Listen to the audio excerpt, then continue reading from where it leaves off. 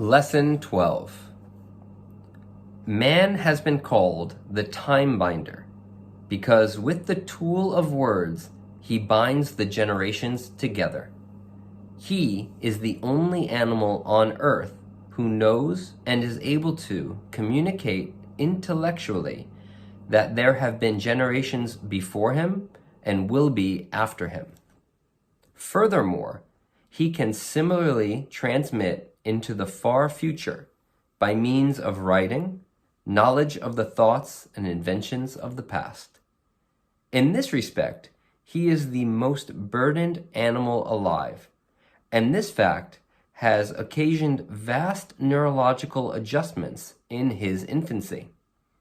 Just how, or in what specific branch of the human evolutionary family, collectively known as the hominidae, these adjustments first began to be made is unknown.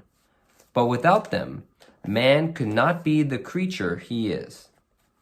His surviving relatives, the great apes, the gorillas, for example, are born with an average cranial capacity of some 280 cubic centimeters. After birth, the gorilla brain grows at an average pace until, at the age of about 14 years, this giant beast will possess a brain ranging around 470 cubic centimeters.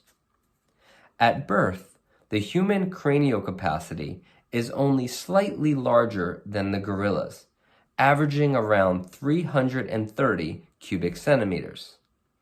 The reason lies in the fact that the human infant, like the gorilla, has to enter the world through a birth canal of limited dimensions.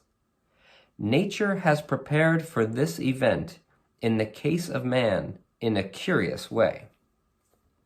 Unlike that of the gorilla, the brain of the human child grows with a prodigious spurt in the second year of life, its capacity shooting upward to almost 1,200 cubic centimeters and going on to reach 1,375 cubic centimeters by its 14th year. This is a very remarkable alteration in brain growth. It means that the human brain, the time binder, the speech user, is bare in an extremely larval and immature condition that is rapidly rectified by an almost explosive rate of growth after birth. This is why, in comparison with other animals, the human offspring seems so dependent upon parental care. Its body is engaged in enlarging after birth the brain that will have to master speech and the social world about it, to take on, in short, the transmitted social habits and learning of the human world into which it is born and of which it will be expected to be a part. Nature has somehow provided in the course of evolution that this exponential growth of the child's brain after birth will evade the trap of the narrow birth canal and still create a fully functioning human being.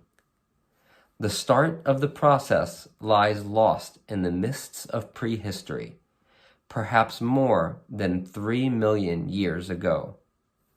Man likes to boast of his conscious achievements, but his brain and his most important invisible tool, speech, are the gifts of that mysterious nature that has never ceased to intrigue his capacity for discovery.